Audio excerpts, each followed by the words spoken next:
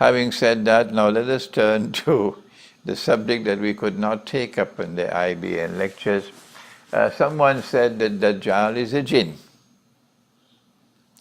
and that Dajjal is the son of Iblis.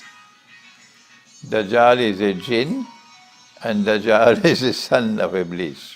Now, my book entitled, this is the first book on Dajjal, you know about it, Dajjal, the Quran, and the beginning of history, or Awwalul Zaman. It's being printed now in Malaysia. And the French translation is perhaps almost completed already. So it will soon be published in French, and will soon be available in English. It is being translated to Malay, it is being translated to Bahasa Indonesia, it is being translated to Russian, it is being translated to Pashto Dari, it is being translated to the Serbian language, yes, Serbian, Bosnian, and I don't know how many more languages. The translations are already in progress. Now that book answers this question. So I'm going to give you an answer now, but I want you to read that book. In fact, you can start ordering the book now. You can go to my bookstore, imranhosein.com, imranhosein.com, and you can place your order for the book in English, you can place your order for the book in French, and as soon as the book is printed, we'll send it to you, inshallah.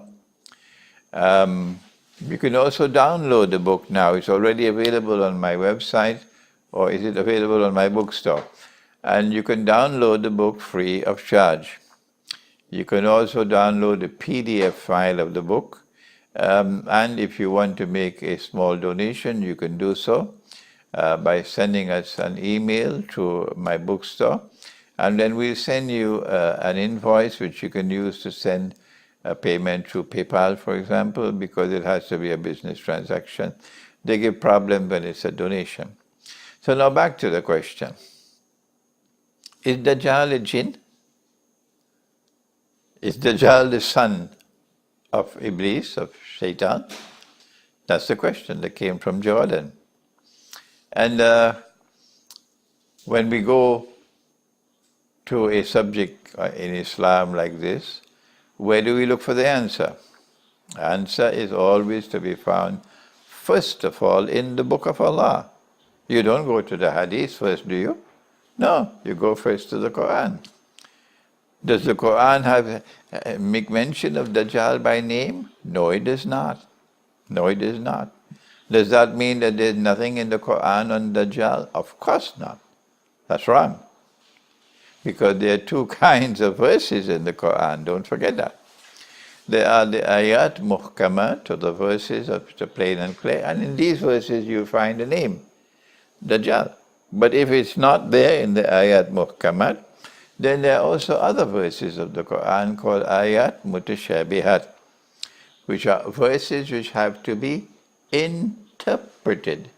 So you will not find the name Dajjal there, but you'll have to interpret to be able to recognize that this verse is dealing with Dajjal.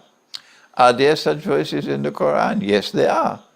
And in my book entitled Dajjal, the Quran and Awwalul Zaman, or the beginning of history, the most important point made in that book pertaining to Dajjal comes from a verse of the Quran. I have in the past made mention of it. Let me do it one more time.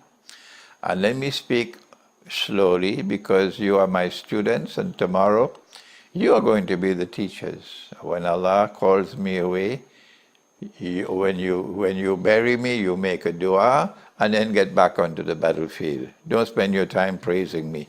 Get back onto the battlefield and do the work that I expect of you to do in struggling in the mission of truth, that truth might be proclaimed in the world, and that falsehood might be challenged and vanquished and defeated. That's your mission. That's your mission in life.